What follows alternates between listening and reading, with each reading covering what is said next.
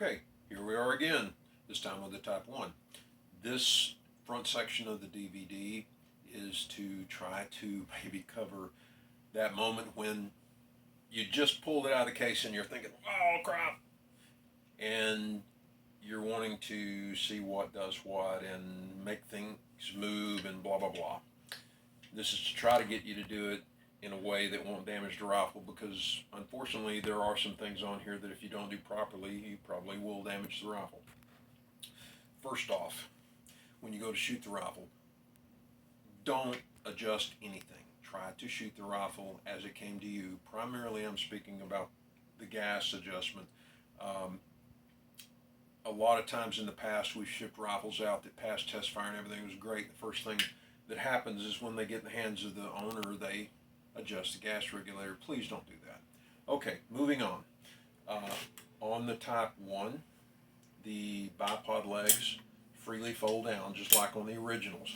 We have a video of a man with an original rifle who can take one finger and fold the bipod legs down. He can also take one finger and fold the bipod legs up. Oh, well, wait, it won't do it on this. The reason we did that is because there are numerous films and photos that show guys shooting an original rifle having to hold the bipod leg to keep it from folding up. Rather than that, we came up with a very simple spring-loaded lock that locks the bipod in the open position. Once you've got it folded open, all you have to do is with your fingertip pull down on the catch, fold the leg forward. Pull down on the catch, fold the leg forward. Next thing I'd like to cover is you're probably going to want to push that button and pull the buttstock off, because you know it works that way because you have a Type 2 or you've seen people do it. A word of caution. On the Type 2, it's not spring-loaded. It just snaps onto the end of the buffer. With the Type 1, it is under spring tension. And because the catch on the Type 1 is very small in nature, here I'll show you in just a minute, you can damage it by just pushing the button and releasing it multiple times under spring tension. The proper way to do this is to take tension off. The way I take tension off is just pull it against me, take tension off, and then push this release down. Now, you personally may not be able to pull it tight enough to do that. If that's the case, you could stand the rifle up and lean into it and compress it, or push the rifle against a wall, or whatever works. Just take tension off that buffer. Take tension off the buffer, push the release all the way down, keep it all the way down, and pull it off. The catch on this is on the back end of the receiver, and it's not that deep. It's just a cut in the buffer housing. This receiver is made out of good steel and hardened, but still, that's a very shallow catch. And what engages that is a small hardened piece of steel attached to this spring right there.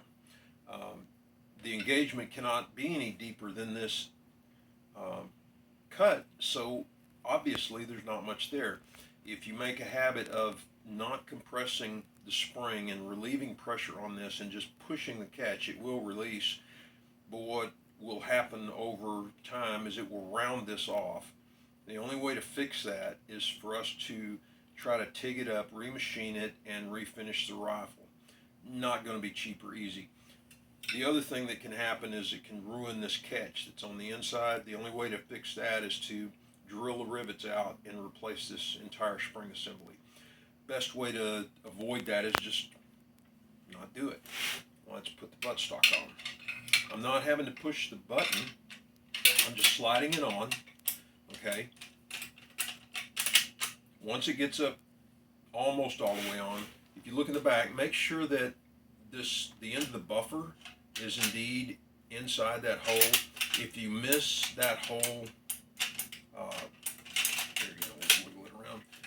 If it's not in the hole and you try to shove it on, probably won't work too well. Just make sure it's aligned.